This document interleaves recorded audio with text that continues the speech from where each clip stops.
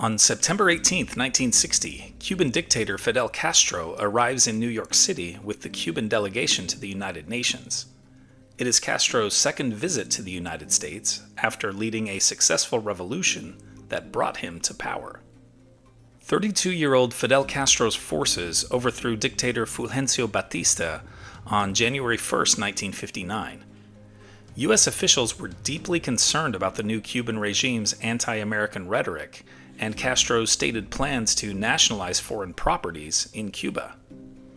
American media, however, was captivated by the charismatic leader, who had not yet proclaimed himself a communist. Castro had even appeared on CBS's popular variety TV show, The Ed Sullivan Show, just 10 days after seizing power. 3 months later, in April 1959, Castro visited the U.S. on an invitation from the American Society of Newspaper Editors. U.S. President Dwight D. Eisenhower made it clear that he would not meet with the Cuban leader, choosing instead to play golf in Georgia while Castro was in Washington. However, Vice President Richard Nixon did arrange a meeting. That Nixon-Castro meeting sparked both curiosity and controversy among the American public. Some saw it as an opportunity for diplomacy and a chance to bridge the growing divide between the two countries. Others viewed it as a threat to American values and security. The vice president hoped to push Castro, quote, in the right direction. In other words, he hoped to move Castro away from radical leftist policies. But after the meeting, Nixon concluded that Castro was, quote, incredibly naive about communism, and he doubted that Castro could be swayed. That first Castro visit in April 1959 lasted 11 days. Wherever he went, he and his entourage wore their trademark green army fatigues and black combat boots. In addition to meeting with Nixon, Castro placed a wreath on George Washington's grave at Mount Vernon. He also took a tour of the Bronx Zoo and even ate a hot dog at Yankee Stadium. Castro also spoke in New York City to the Council on Foreign Relations, a group of private citizens and former government officials interested in foreign affairs. Castro was confrontational during his speech and became angry with some of the questions from the audience. He ended up storming out of the event. Following Castro's first U.S. visit, relations between the U.S. and Cuba deteriorated rapidly. When Castro made his second journey to New York City 17 months later to address the United Nations, the visit had a distinctly different vibe. A month before his UN speech, Castro had nationalized American oil refineries in Cuba, his first step in seizing U.S.-owned property. The U.S. responded with a trade embargo, which has since been expanded multiple times. Months before Castro's 1960 visit, in fact, President Eisenhower had given the CIA permission to begin planning to overthrow Castro's regime in what would eventually become the 1961 Bay of Pigs invasion, one of the major events of the Cold War. During that second U.S. trip, Castro made waves by choosing to stay at the Hotel Theresa in Harlem. While there, he met with several African American leaders, including radical activist Malcolm X and poet Langston Hughes. In fact, throughout the 1960s, Castro frequently criticized the United States for its struggles with race relations.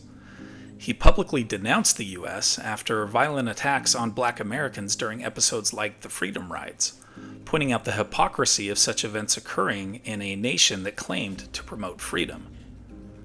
Castro also professed that no such racial inequality existed in his own country. For its part, the United States has been quick to decry Cuba's human rights abuses and its suppression of political dissent, as well as the systematic failures of Cuba's command economy. On September 26, 1960, Castro made his now famous speech before the UN General Assembly, which was attended by Soviet Premier Nikita Khrushchev. Castro attacked what he called American aggression and imperialism. He criticized U.S. policy toward Cuba and other Latin American, Asian, and African countries. The fiery speech clocked in at over 4 hours, 269 minutes to be exact. Just a bit longer than the voluntary 15-minute time limit the UN requests. Castro's second visit to the U.S. marked the final breaking point in U.S. Cuba relations. In his final days in office in January 1961, President Eisenhower severed all diplomatic relations with Cuba. 3 months later, President John F. Kennedy ordered the failed Bay of Pigs invasion. During a televised speech to the Cuban people on December 2, 1961, Castro publicly declared himself a communist, calling himself a, quote, Marxist-Leninist. October 1962 brought the Cuban Missile Crisis, deepening tensions between the two nations and pushing the world to the brink of nuclear war. Fidel Castro remained in power in Cuba until 2008, when he officially ceded control of Cuba's government to his brother Raúl due to ill health. In 2015, relations between the U.S. and Cuba began to improve, with the opening of embassies and the easing of some travel restrictions. U.S. President Barack Obama even visited Cuba in March 2016, the first visit to the island nation by a sitting president since Calvin Coolidge in 1928. However, the comprehensive U.S. trade embargo against Cuba remains in effect to this day. Fidel Castro died on November 25, 2016, at age 90. Here are other events that happened today in history.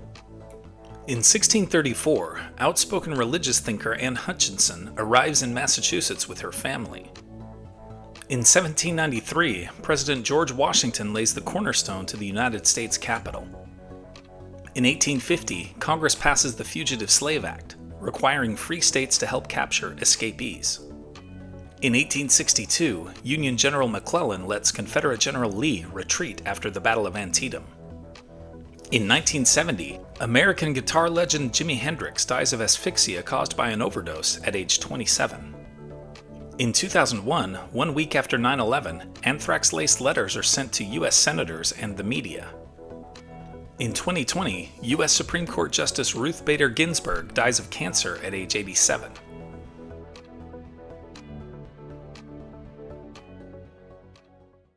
And now it's time for our Today in History quiz. Soviet Premier Nikita Khrushchev famously exploded in anger when he found out he would not be able to visit which site during a trip to the United States? Arlington National Cemetery, the Grand Canyon, Disneyland, or the Statue of Liberty? Think you know the answer? Drop your guesses in the comments below. Find out if you're right next time on Today in History. You made it through Today in History. Nice work. Now treat yourself. Click the video on the right for what happened yesterday in history. Still can't get enough? The link on the left's got the whole playlist buffet. Want to make history a daily habit? Click my face in the middle to subscribe.